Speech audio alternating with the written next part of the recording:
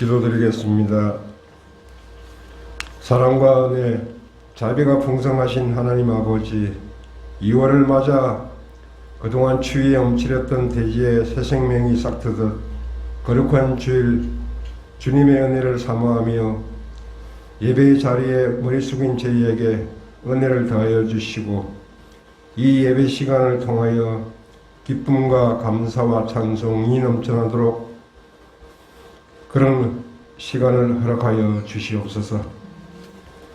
하지만 하나님 아버지, 신종 코로나 팬데믹으로 사회적 거리두기와 정부 방역 당국의 방역 지침으로 인해 아직도 주님의 전 교회에 나와 예배를 드리지 못하고 온라인 예배를 드리는 그 안타까움이 하루빨리 해소되어 참된 그리스도인의 모습으로 예배당에 나와 함께 예배 드릴 수 있는 시간을 속히 허락하여 주시옵소서. 자비의 하나님, 지금은 코로나 방역과 이로 인한 나라의 경제가 어려워져서 많은 사업장들이 힘들어하고 영세 자영업자, 소상공인들이 폐업하여 문을 닫고 있지만 뚜렷한 해결책이 없어 안타까움만 더합니다. 주님의 자녀들이 이 어려운 시국을 견뎌낼 수 있는 힘과 지혜를 주시며 모자람이 없도록 큰 은혜 베풀어 주시옵소서. 정책을 집행하고 나라를 통치하는 위정자들에게 우주의 참 통치자 되시는 우리 하나님께서 지혜와 명철을 더하여 주셔서 하나님을 경외하고 국민을 위해 봉사하는 사명감으로 평등과 공의로 이 나라를 이끌어가게 하여 주시옵소서. 우리를 구원하여 주신 주님, 오늘도 단위에 세우신 담임 목사님께서 생명과 같은 축복의 말씀을 전가하실 때 그 말씀 위에 성령님께서 함께 하셔서 능력을 더하여 주시되 목사님의 입술을 통하여 말씀이 선포될 때 오직 살아계신 하나님의 말씀과 영광만이 이곳에 나타나는 귀한 시간이 되게 하여 주시옵소서. 사랑의 주님, 오늘도 보이지 않는 곳에서 섬기며 봉사하는 손길들을 기억하여 주시되 기쁨과 찬양만을 허락하여 주십시오. 우리의 가정과 직장, 사업장들을 축복하여 주시고 코로나로 인하여 동영상으로 함께하는 모든 성도들께도 주님께서 이 시간 합당한 축복을 허락하여 주십시오. 그래서 오직 주님만을 향하여 나갈 수 있는 힘들을 더하여 주시옵소서. 이 모든 말씀 우리 주 예수님 이름으로 간절히 기도드립니다. 아멘. 오늘 우리의 주신 하나님의 말씀은 요한복음 13장 31절에서부터 38절까지 있는 말씀입니다.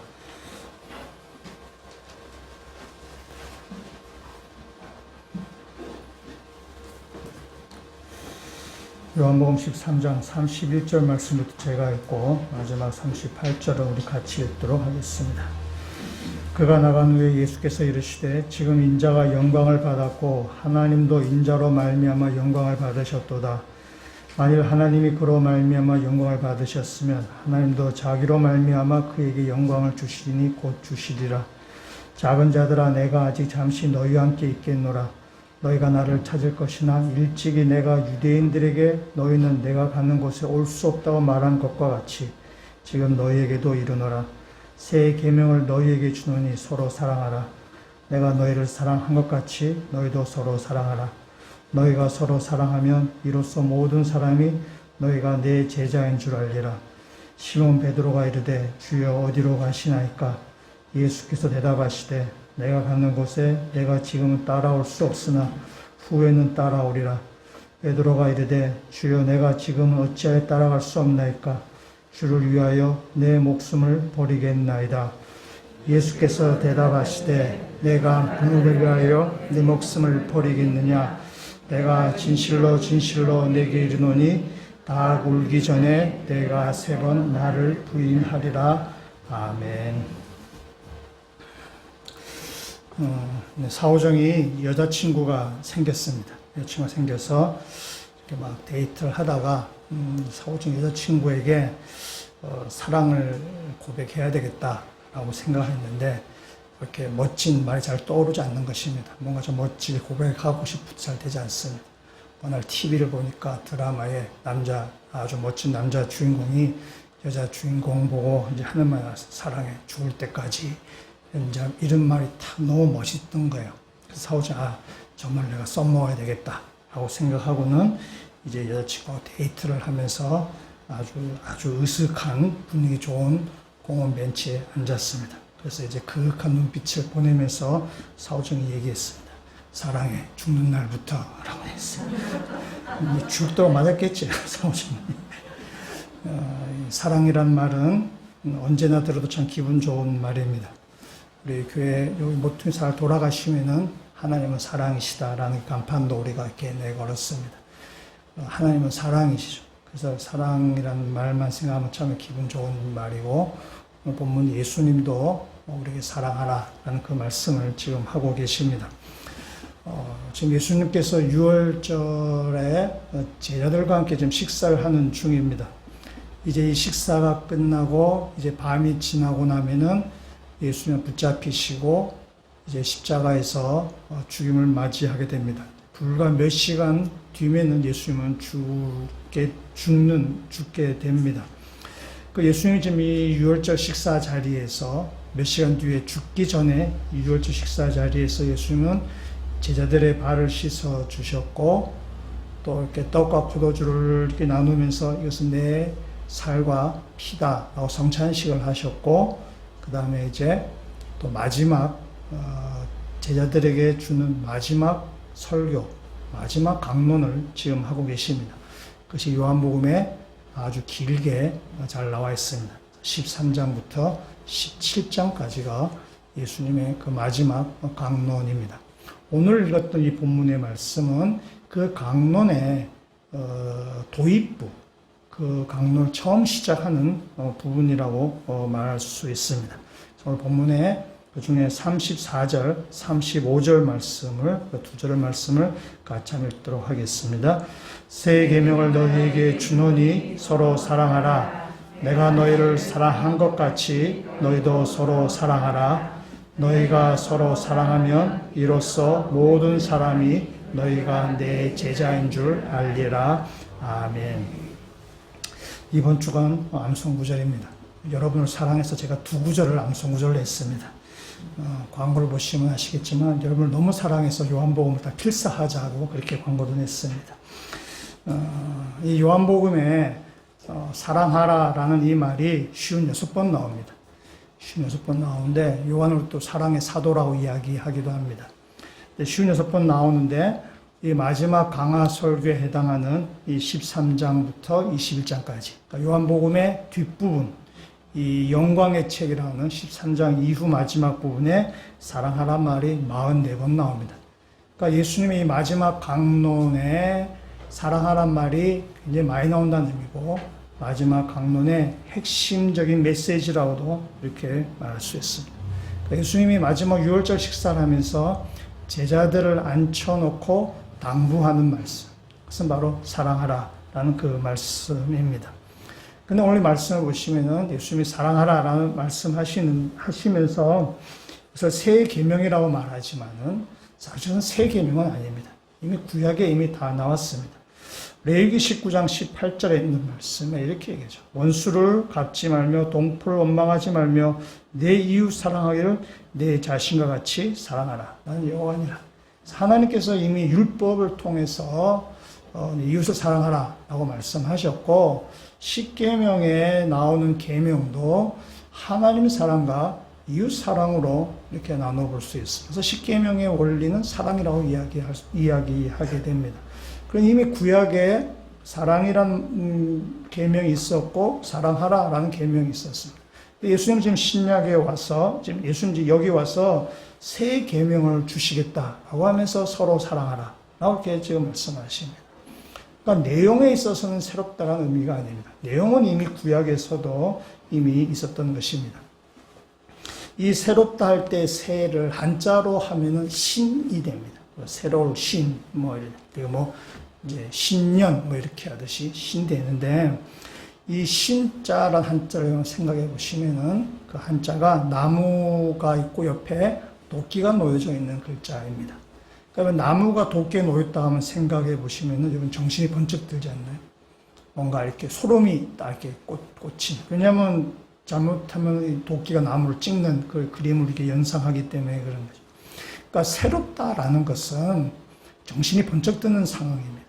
그러니까 익숙한 것에서부터 새로워지는 거죠. 익숙한 것들이 뭔가 생경해지는 것을 우리가 새로워진다라고 하는 것이죠. 우리가 코로나가 발생한 지 한 거의 1년 되는 것 같습니다. 아마 작년 구정 그때쯤 된 것 같습니다. 코로나가 처음에 이렇게 발발을 해서 예배가 우리가 이렇게 비대면으로 드릴 때에 새로운 상황을 맞이하게 된 거죠. 새로운 상황을 맞이하다 보니까 그동안 우리가 쭉 들여왔던 예배가 어떤 의미인지 우리는 새롭게 알게 되는 거죠. 그 예배의 의미가 무엇인지, 또 예배가 얼마나 소중한 것이, 우리가 모여서 예배 드리는 것이 얼마나 그것이 참 귀하고 값지다는 것을 우리가 새로운 환경에 처하게 되면서 우리가 깨달게 돼요. 근데 1년쯤 지나니까 익숙해져 버렸어, 우리가. 이 비대면 예배에 대해서 굉장히 익숙해져서 당연히 이렇게 된다고 생각하게 되는 거죠. 그러니까 다시 새로운 것이 계속해서 반복되다 보니까 익숙해져서 이제는 그 어떤 생경한 맛을 우리가 잃어버리게 되는 것이죠. 새롭다라는 것은 정신이 번쩍 드는 상황입니다. 나무에 도끼가 놓여 있는 것 같은 그런 상황입니다. 예수님께서 우리에게 말씀, 너희가 서로 사랑하라 라고 얘기하면서 내가 새 계명을 너에게 준다. 내용이 새롭다는 의미가 아니라 우리 가운데 이 사랑이라는 이 계명이 우리가 정신이 번쩍 들 정도로 새롭게 이 상황을 우리가 봐야 될 것입니다. 그래서 오늘 이 말씀도 서로 사랑해라. 사랑 뻔한 이야기다 라고 아주 이렇게 익숙하게 우리가 받아들이지 마시고 우리의 완고한 마음, 우리의 완고한 생각을 깨는 도끼가 우리 옆에 있다고 생각하셔서 이 주님이 주신 계명을 다시 한번 곱씹는 이 자리가 되셨으면 좋겠습니다. 그래서 오늘 이 말씀을 한 3가지 정도로 같이 나누어서 한번 보고자 합니다. 첫 번째, 우리가 봤던 34절에 있는 말씀에 새 계명을 너희에게 주노니 서로 사랑하라. 내가 너희를 사랑한 것 같이. 그러니까 예수님께서 우리 가운데 사랑의 표준을 지금 이렇게 하나에 정해주신 것입니다. 내가 너희를 사랑한 것 같이 이라는 거죠. 표준 정해주셨는데 이 말은 사실 표준, 하나의 모델, 샘플보다는 더 큰 의미를 사실 좀 가지고 있습니다. 31절 말씀을 다시 보시면은 31절 말씀을 같이 읽도록 하겠습니다. 그가 나간 후에 예수께서 이르시되 지금 인자가 영광을 받았고 하나님도 인자로 말미암아 영광을 받으셨도다. 아멘. 지금 가룟 유다가 나간 후에 예수님께서 지금 말씀하십니다. 예수님은 가룟 유다고 지난 시에도 본 것처럼 가룟 유다에게 너가 하는 일, 그 길에서 돌아서라고 예수님은 여러 번 지금 말씀하셨습니다.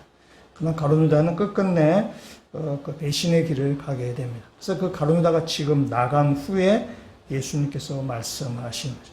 이 가룟 유다의 배신은 예수님의 죽음으로 이어지는 것입니다. 이제 예수님의 죽음이 카운트다운 되기 시작한 것입니다. 예수님 죽음이 지금 임박하죠.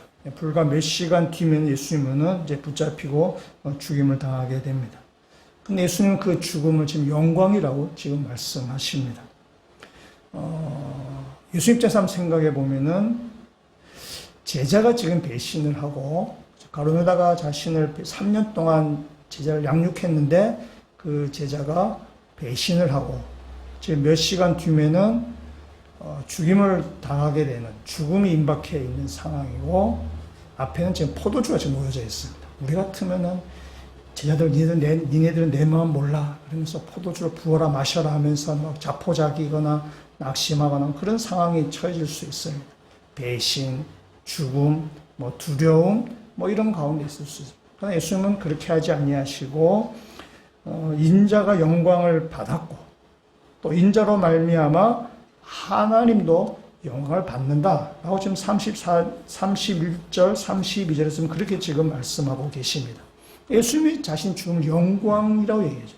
영광을 받는 거라고 하고 또 인자를 통해서 하나님의 영광을 받는다고 말씀하셨어요. 예수님 지금 여기에서 영광을 받았고라고 해서 과거형을 지금 쓰고 있습니다. 아직 미래에 일어나지 않은 일입니다. 아직 예수님 잡히시기 전입니다. 근데 영광을 받았고라고 지금 과거형을 쓰는 것입니다. 그러니까 아직 이루어지지 아니하는 미래에 일어날 일을 과거형으로 쓸 때는 이건 언제 쓰는가 하면은 그 미래에 일어날 일이 확실할 때 그때 과거형을 쓰게 됩니다. 내일 우리가 우리나라가 축구 어떤 결승전을 한다고 치십시다. 결승전을 합니다. 일본과 우리가 결승전에 붙습니다. 그때 얘기하죠. 우리는 내일 이겼어. 라고 하면 과거형을 내는 거죠. 그러면 그 무슨 말인가 하면 우리 내일 이길 것이야 라는 말보다 우리 내일 이겼어 라는 말이 더 승리가 더 확실하다는 뜻이, 그것을 더 믿는다는 뜻이 되는 거죠. 그러니까 우리가 미래에 발생하지 않은 미래의 일을 과거형으로 쓴다는 것은 그 이미 이루어진 것처럼 반드시 일어날 것이고 그 일이 확실하다는 것을 지금 이야기하는 것이죠. 그러니까 예수님이 영광을 얻었다, 영광을 받았다라고 말한다는 것은 예수님이 십자가를 통해서 하나님의 그 영광을 거하고 십자가의 의미, 그 십자가 영광을 받는다는 것을 분명히 아셨다라는 그런 의미입니다. 그래서 죽음 앞에서 예수를 두려워하지 않게 되는 것이죠. 그러면서 이제 33절에 예수님께서 이렇게 말씀하십니다. 우리 33절 말씀도 같이 한번 읽어보도록 하겠습니다. 작은 자들아, 내가 아직 잠시 너희와 함께 있겠노라. 너희가 나를 찾을 것이나 일찍이 내가 유대인들에게 너희는 내가 가는 곳에 올 수 없다고 말한 것과 같이 지금 너희에게도 이르노라. 아멘. 여기 작은 자들아 라는 말은 세 번역에는 어린 자녀들아 라고 번역을 되어 있고 카톨릭 성경 얘들아 라고 이렇게 번역을 했습니다. 이게 무슨 말인가 하면은 예수님께서 지금 제자들을 어린 자녀들을 부르듯이 지금 부른 것입니다. 얘들아 라고 이렇게 부르는 것입니다. 그러니까 유대인은 유월절 식사를 할 때에 그 자녀들에게 아버지가 설명합니다. 아버지, 우리가 왜 쓴나물을 먹어야 돼요? 이것이 누룩 없는 떡을 왜 먹어야 돼요? 그러면 아버지가 그 유월절의 그 유래, 출애굽한 사건들을 그 자녀들에게 이렇게 다 이야기하는 것이 유월절 지킨 하나의 그들의 풍습입니다. 유월절 지키는 방법. 그러니까 지금 예수님께서 유월절 식사를 하면서 아버지가 그의 어린 자녀들에게 설명하듯이 예수님이 제자들에게 지금 이렇게 말씀하시는 것입니다. 그래서 이렇게 말하는 거죠. 내가 너희들과 있는 것도 잠시뿐이다. 내가 좀 있으면 너희가 나를 찾을 터인데 내가 유대인에게 내가 말하는 것처럼 너희가 나를 찾지, 너희들은 내가 있는 곳에 올 수 없을 것이다. 하시는 그 말씀을 하시는 것입니다. 그러니까 내가 너희와 있는 잠시 동안 내가 잠시 있을 것이다. 그러나 잠시 지나고 나면은 너희가 내가 있는데 오고 싶어도 올 수 없다라고 말씀하세요. 그리고 나서 그 다음 말씀이 34절에 새 계명을 주노니 너희는 서로 사랑하라 라는 말입니다. 그래서 이 33절 쭉 예수님이 31절 말씀을 쭉 연결해서 한번 생각해 보면 이런 것입니다. 이 말을 뒤집어 말하면 이렇게 되는 것입니다. 내가 잠시 동안 너희가 있을 터인데 너희가 내가 가는 곳에 너희가 올 수 없다. 그리고 내가 새 계명을 주니 너희가 서로 사랑해라 라는 거죠. 뒤집어 말하면은 너희가 서로 사랑하면은 내가 있는 곳에 넌 올 수 있다. 이 말이 되는 거죠. 뒤집어 얘기하면. 말씀을 하나 보겠습니다. 요한일서 3장 14절에 있는 말씀을 한번 보도록 하겠습니다. 앞에 스크린에 있습니다. 요한일서 3장 14절 말씀 같이 읽겠습니다. 우리는 형제를 사랑함으로 사망에서 옮겨 생명으로 들어간 줄을 알거니와 사랑하지 아니한 자는 사망에 머물러 있느니라. 아멘. 어떤 사람이 사망에서 생명 옮겨가나요? 형제를 사랑하는 자. 형제를 사랑하는 자가 사망에서 생명으로 옮겨간다. 여러분, 이 비슷한 표현이 요한복음에 나왔었습니다. 요한복음 5장 24절을 한번 보시면은, 네, 잘 보이시나요? 요한복음 5장 24절 말씀도 같이 읽도록 하겠습니다. 내가 진실로 진실로 너희에게 이르노니 내 말을 듣고 또 나 보내신 이를 믿는 자는 영생을 얻었고 심판에 이르지 아니하나니 사망에서 생명으로 옮겼느니라. 아멘. 표현이 비슷하죠. 요한복음 5장의 말씀은요. 누가 사망에서 생명을 옮기나요? 내 말을 듣고 내 말을 지키는 자. 그 사람이 사망에서 생명으로 옮기는 것입니다. 그래서 지금 요한일서에서와 요한복음에서 비슷한 표현. 사망에서 생명을 옮기는 것. 구원을 받는다는 얘기죠. 구원을 받는데 누가 구원을 받느냐? 주님의 말씀을 듣고 지키는 사람. 형제를 사랑하는 사람. 그 사람이 사망에서 생명으로 옮겨갔다라고 얘기하는 것입니다. 그래서 예수님께서 내가 너희에게 행한 것처럼 너희가 서로 사랑하라. 우리에게 하나의 모델, 하나의 샘플을 보여주신 것이지만 그 모델과 샘플에 더 그 의미를 더 뛰어넘는 의미를 가지고 있는 거예요. 우리의 구원과 관계된 이야기예요. 너희가 서로 사랑해야만 너희가 사망에서 생명으로 옮겨간다라고 하는 것입니다. 예수님의 십자가의 죽음은 우리가 따라갈 수 없는 그런 사랑입니다. 그 예수님의 죽음은 대속적인 죽음이에요. 인류를 구원하는 죽음이에요. 사람도 따라갈 수 없는 것입니다. 그런데 예수님께서 내가 너에게 행한 것처럼 너도 서로 사랑해라 라는 것은 우리로 하여금 대속적인 죽음을 의미하는 것이 아니라 우리가 대속적인 죽음을 할 수 있는 것이 아니니까 그 말은 너희가 서로 사랑하지 아니하면 하나님 나라에 들어갈 수 없다는 말씀입니다. 그래서 우리가 그래서 서로 사랑하자라는 너희가 서로 사랑이다라는 것은 사랑을 하면 좋고 안 해도 괜찮은, 사랑하면 더 좋은 일이고 안 해도 그렇게 되는 그 정도의 이야기가 아니라 형제를 사랑하지 않는 자는 사망에서 생명을 옮겨갈 수 없다는 것입니다. 사랑은 우리의 구원과 관계된 이야기입니다. 때문에 우리가 형제를 사랑하는 것은 우리의 구원을 이루어가는 일이 된다는 사실입니다. 뒤에다 다시 말씀을 드리도록 하겠습니다. 두 번째, 예수님은 우리 34절에서 이렇게 얘기하죠. 생명을 너희에게 주노니 서로 사랑하라. 내가 너희를 사랑한 것 같이 너희도 서로 사랑하라. 말이죠. 사랑의 대상을 지금 말씀해 주십니다. 그러니까 사랑이 우리의 구원을 이루어가는 일이라고 얘기하는데 굉장히 어렵잖아요. 와, 형제를 사랑하지 않으면 구원 못 받은 거야? 굉장히 어려운 거잖아요. 그래서 예수님께서 우리 가운데 그 사랑을 어떻게 할 것인가에 대해서 우리가 사랑의 대상자를 지금 말씀하십니다. 서로 사랑하라라는 것이죠. 예수는 발을 씻어주면서도 같은 말씀하셨습니다. 14절에 있는 말씀을 요한복음 13장 14절의 말씀이 이렇게 얘기하죠. 내가 주와 또는 선생이 되어 너의 발을 씻었으니 너희도 서로 발을 씻어주는 것이 옳으니라. 그러니까 너희도 서로 발을 씻어주라라는 것이에요. 그러니까 너희가 서로 사랑해라. 서로 발을 씻어줘라. 누구야? 제자들에게 지금 하는 말씀이에요. 제자들이 3년 동안 동고동락했습니다. 너희가 동고동락한 너 옆에 있는 너와 함께 지냈던 그 너희 제자들 옆에 있는 사람들에게 발을 씻어주고 서로 사랑해라 라는 것입니다. 예수는 무슨 거창하게 인류를 사랑해라 라고 말씀하는 것이 아니라 너와 함께 지냈던 너 옆에 있는 사람을 사랑하라 라고 말씀합니다. 여러분 제자들이 아마 가룟유다가 나왔기 때문에 11명일 텐데 어떻든 간에 그 12명의 제자들은 3년 동안 예수님과 동고동락을 했습니다. 여러분 제자들이 12명이 동고동락을 했다고 했을 때에 여러분 3년 동안 그들이 같이 지내면서 그들 사이에 다툼이 없었고 싸움이 없었고 갈등이 없었겠습니까?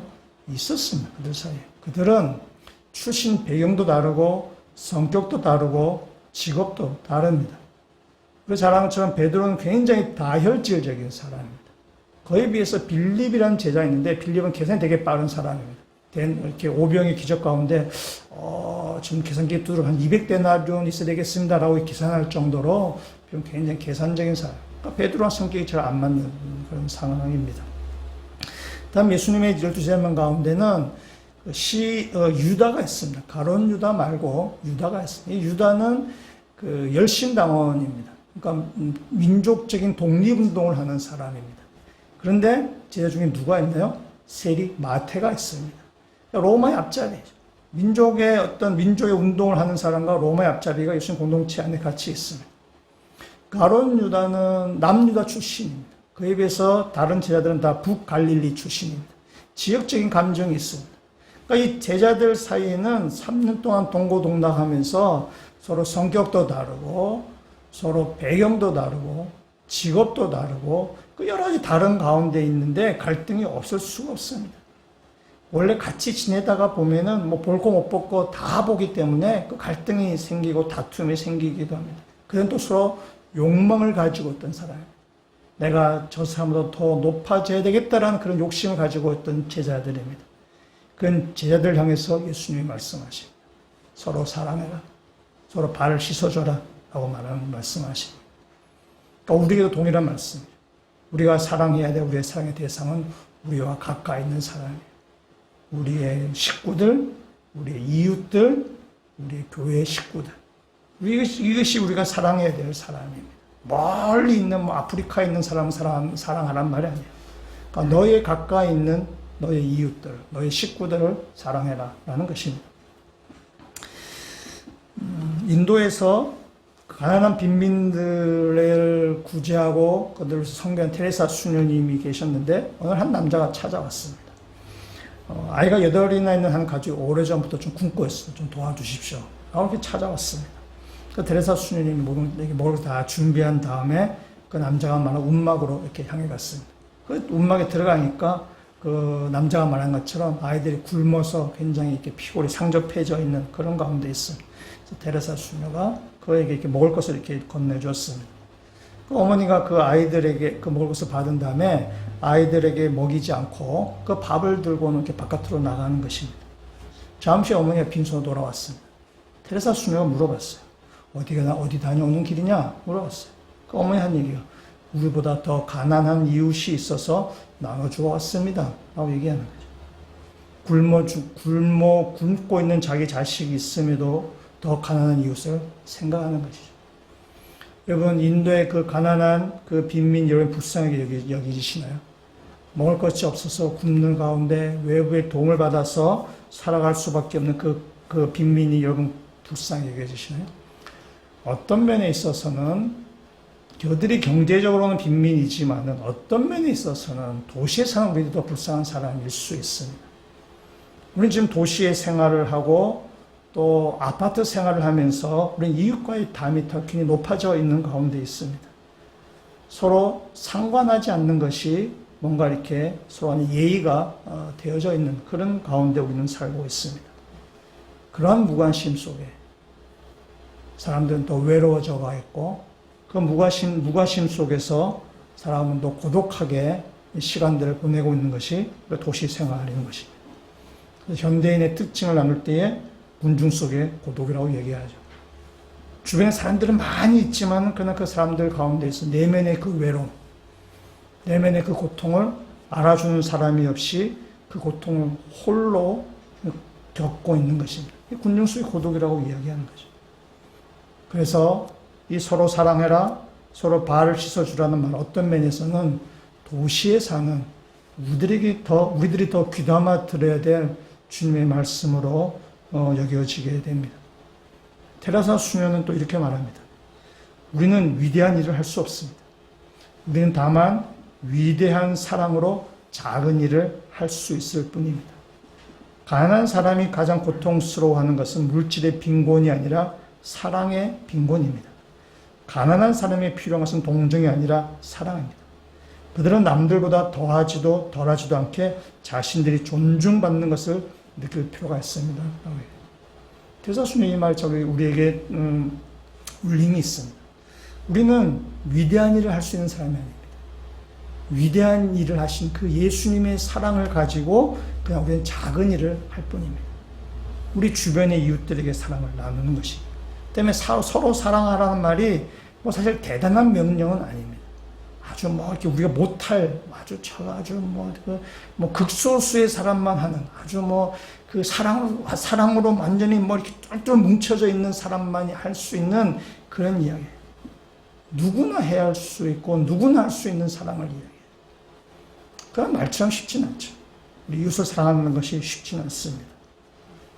다만 내 옆에 있는 사람에게 우리가 관심과 사랑을 가져야 되는 거죠. 그게 주님께서 우리에게 말씀하시는 것이고 명령입니다.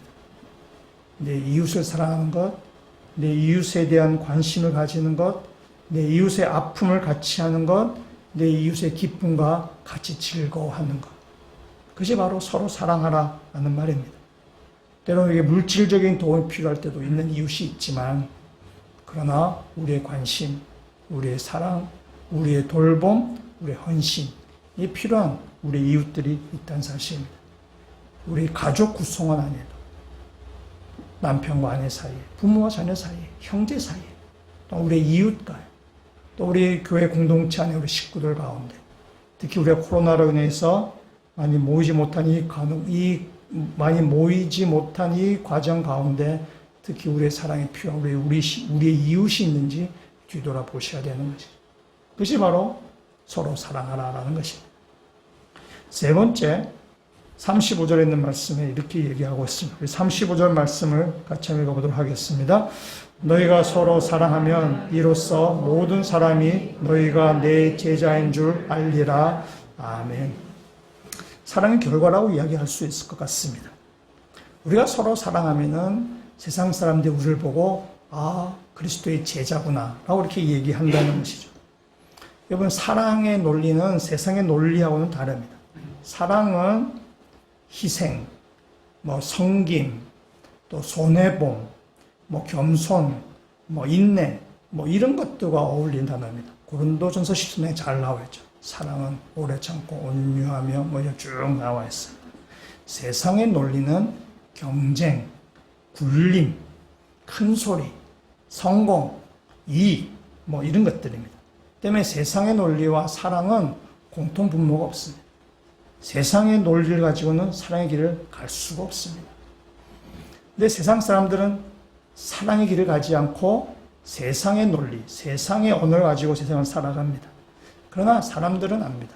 사랑이 좋다는 것은 다 압니다. 본인은 사랑의 길을 가지 않지만은 사랑이 좋다는 것은 다 압니다. 또 자신은 사랑을 행하지 않지만은 누군가 사랑을 행하는 사람에게는 박수를 보내는 것이죠. 그러니까 예수를 믿는다는 것은 뭐냐? 세상의 논리에 물들인 가치관을 사랑의 논리로 바꾸는 작업이 바로 예수 믿는 것입니다. 우리는 세상을 쭉 살면서 가정에서나 또한 언론을 통해서나 학교에서나 직장을 통해서나 우리는 세상의 논리를 너무나 많이 배우고 거기에 익숙해져 왔습니다. 그것이 우리가 세상의 논리가 아니라 사랑의 논리로, 세상의 논리가 아니라 성경의 논리로 바꾸는 작업, 그것이 바로 예수 믿는 일이에요. 우리가 성경을 계속 읽고 예배 자리에 오고 믿는 사람과 계속 교제하는 이유가 뭐냐? 세상의 논리에 가득 채워진 우리의 생각들을 자꾸 새롭게 하는 거예요. 새롭게 하는 거예요. 그래서 우리가 세상의 논리가 아니라 사랑의 논리로, 하나님 나라의 논리로 우리 자신을 바꿔가게 하는 것. 그것이 바로 예수 믿는 사람이 해야 될 일입니다. 그래서 우리가 세상 가운데 살면서 세상과는 다른 논리의 삶을 살아갈 때에 사람들이 뭐라 말하냐? 처음엔 비웃기도 하고, 처음엔 조롱하기도 하고, 우리를 깔아뭉개기도 하고, 우리를 우리에서 굴림하기도 하겠지만은, 그냥 결정적인 순간에 우리를 보고, 예수 믿는 사람은 다르네. 이렇게 얘기하는 것이죠. 그것이 오늘 말처럼 너희가 서로 사랑하면 이로써 모든 사람이 너희가 내 제자인 줄 알리라 라는 것입니다.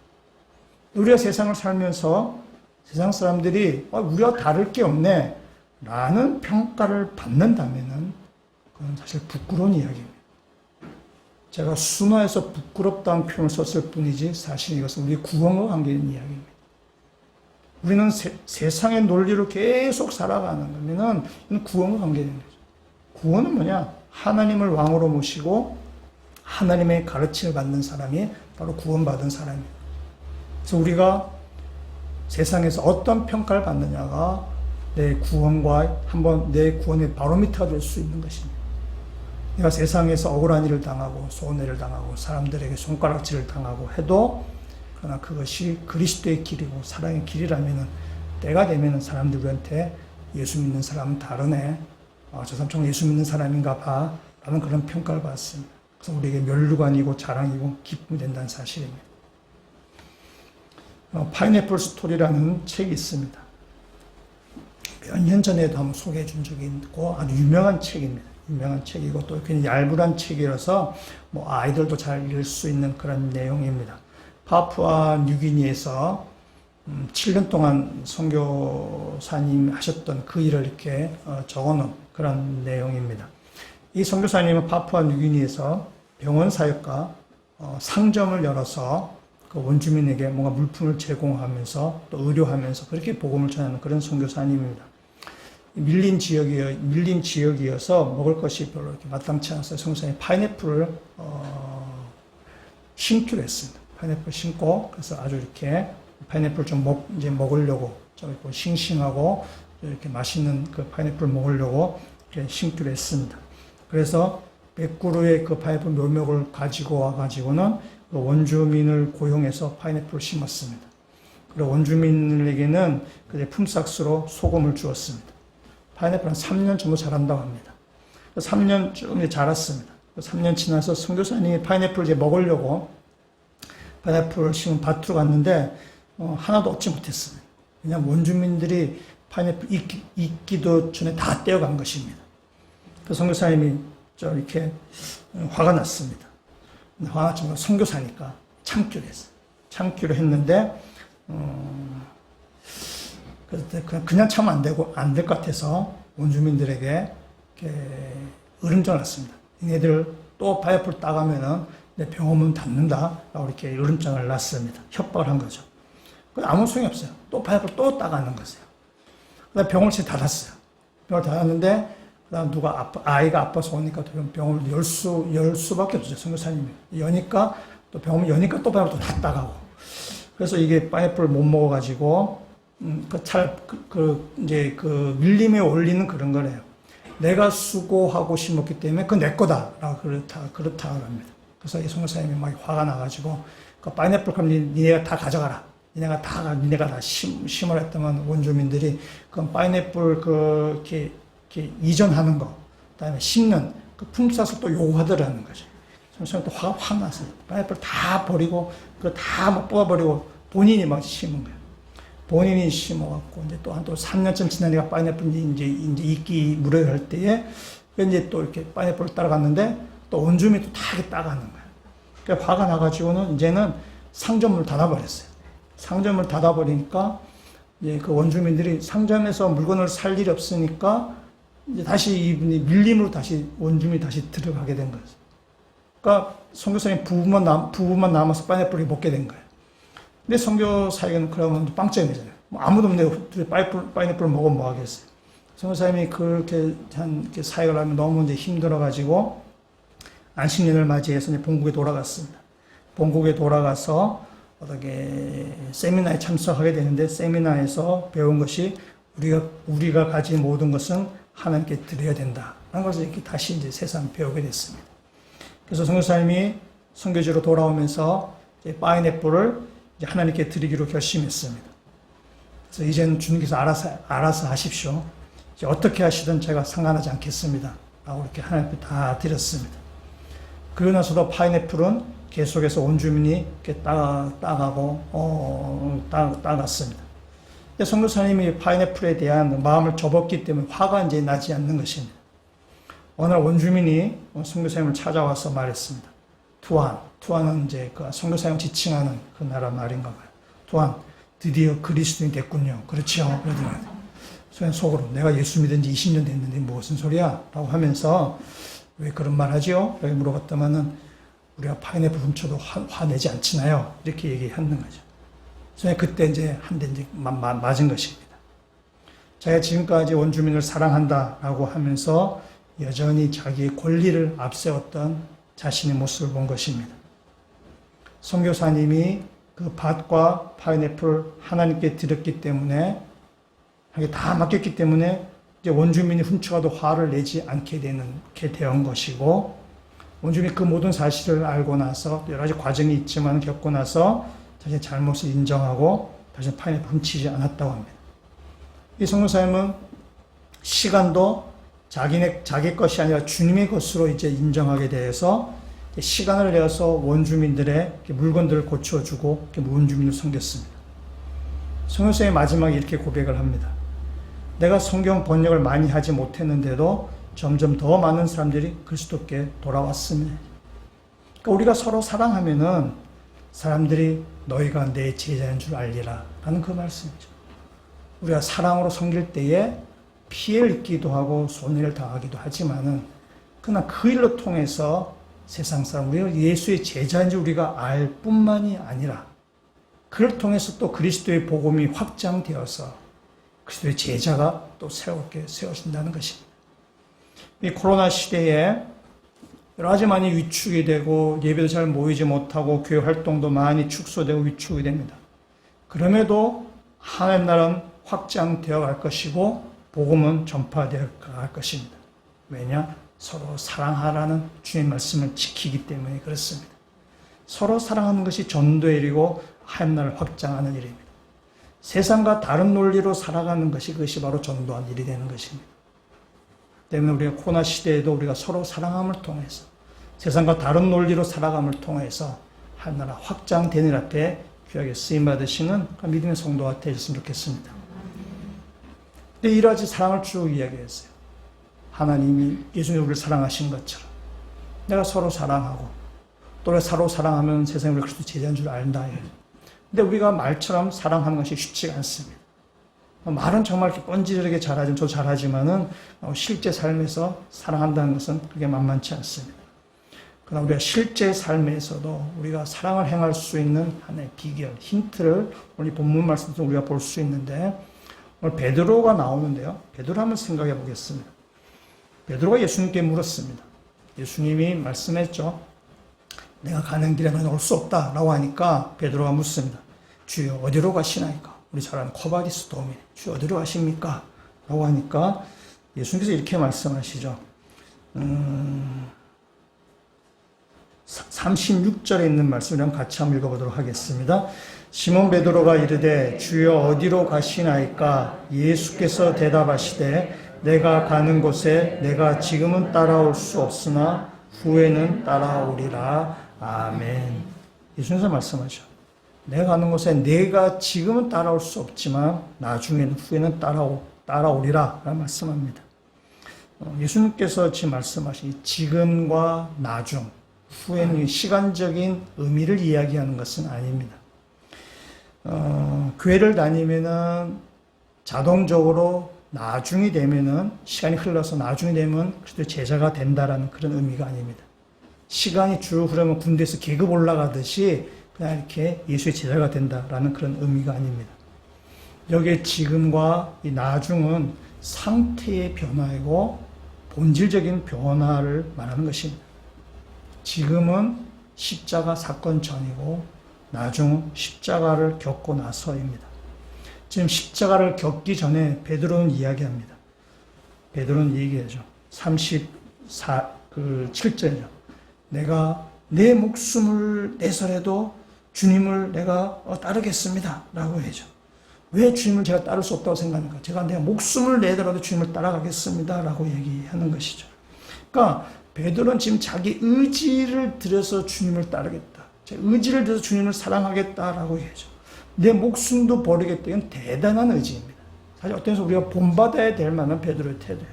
내 목숨을 버리면서까지 내가 주님을 따르겠습니다. 주님을 사랑하겠습니다. 이건 베드로의 이 말은 거짓말은 아닙니다. 베드로의 진심이에요. 정말 주님을 진심으로 사랑해서 하는 맹세이고 약속입니다. 어떤 면에서 우리가 참 본받아야 될 점이에요. 그러나 우리가 잘 아는 것처럼 베드로 나중에 예수님이 30절 예언하신 것, 38절 예언하신 것처럼 나중에 베드로는 다 울기 전에 예수님을 3번씩이나 부인을 합니다. 그러니까 우리가 베드로의 그 용기, 의지, 어떤 그 맹세, 본받을 만한 것이지만은 그러나 그런 의지와 용기, 이런 것이 우리를 그런 사람으로 만들지는 못한다는 것입니다. 의지와 용기, 용맹함 이런 것이 우리를 배신한 일이 얼마나 많이 있는지. 우리는 다짐하지만 우리는 그 다짐을 잘 지키지 못합니다. 우리는 의지를 드린다고 하지만 그 의지대로 우리는 살지도 못합니다. 그러나 베드로는 십자가를 통과하고 나서는 달라집니다. 요한복음 21장 17절, 요한복음 맨 마지막 부분인데 요한복음 21장 17절에서 베드로와 예수님이 만납니다. 그 중에 한 부분입니다. 21장 17절 말씀 같이 한번 읽도록 하겠습니다. 세 번째 이르시되 요한의 아들 시몬아 내가 나를 사랑하느냐 하시니 주께서 세 번째 내가 나를 사랑하느냐 하심으로 베드로가 근심하여 이르되 주님 모든 것을 아시오매 내가 주님을 사랑하는 줄을 주님께서 아시나이다. 예수께서 이르시되 내 양을 먹이라. 아멘. 예수님께서 부활하신 다음에 베드로를 지금 만나는 그런 장면입니다. 베드로에게 21장에 보시면은 세 번씩 묻습니다. 네가 나를 사랑하느냐? 라고 묻습니다. 이 세 번째 물음이 17절이에요. 예수님께서 베드로에게 세 번째 묻는 거죠. 베드로 입장에서는 내가 예수님을 세 번 부인했는데 딱 그걸 그대로 갚아주나? 뭐 생각이 들 정도로 그 베드로의 좀 쓰라린 기억, 아픈 기억, 트라우마 같은 것을 떠올리게 하는 예수님의 질문입니다. 세 번째 질문입니다. 베드로가 세 번째 대답한 거죠. 근심하며 대답해요. 주님께서 모든 것을 아십니다. 내가 주님을 사랑하는 것을 주님께서 아십니다. 베드로가 지금 이 13장에서 베드로가 하는 얘기, 내가 목숨을 버리더라도 주님을 지키겠습니다. 주님을 따르겠습니다. 라는 거하고는 사뭇 다른 거죠. 그러니까 베드로는 지금 십자가를 보기 전에는 자기 의지를 들여서 자기 어떤 힘으로, 자기 능력으로 주님을 따르겠다, 주님을 사랑했다고 하지만은 그러나 십자가를 통과한 베드로는 달라집니다. 주님께 맡기는 것입니다. 나의 의지가 아니라 주님의 은혜를 기대하는 것입니다. 나의 능력을 바라보는 것이 아니라 예수님 앞에 완전히 맡기는 그것이 바로 베드로의 모습입니다.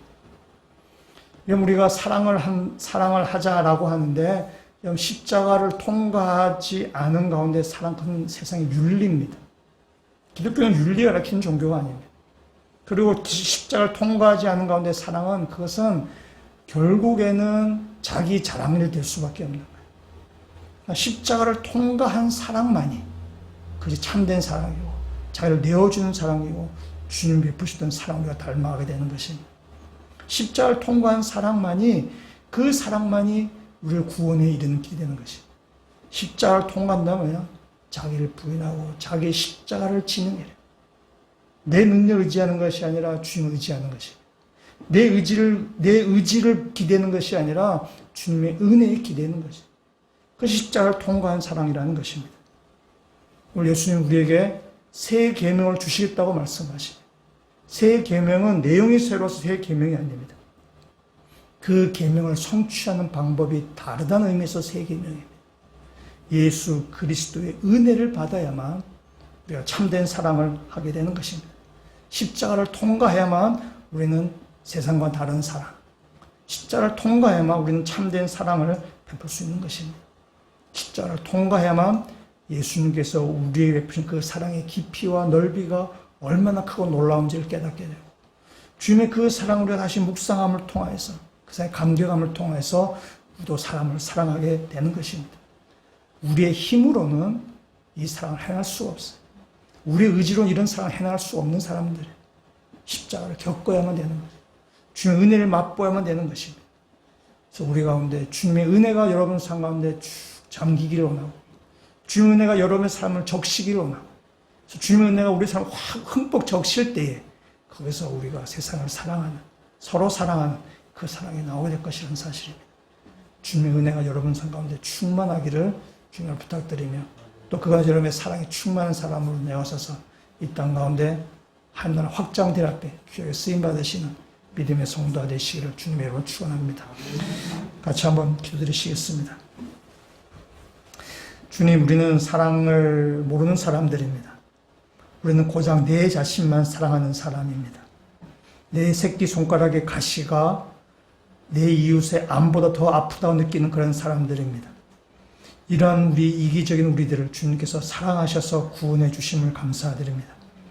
주님께서 우리를 사랑하신 것처럼 우리도 서로 사랑하게 되기를 원합니다. 이 세상에 사랑이 없는 이 세상 가운데 참된 사랑으로 사는 그리스도인이 되게 하시고 세상을 구원하는 그리스도의 제자로 살게 하여셔서 하나님의 사랑의 빚진 자로 세상을 사랑하는 모든 주의 백성들 되게 하여 주시옵소서. 감사드리며 예수 그리스도의 이름으로 기도합니다.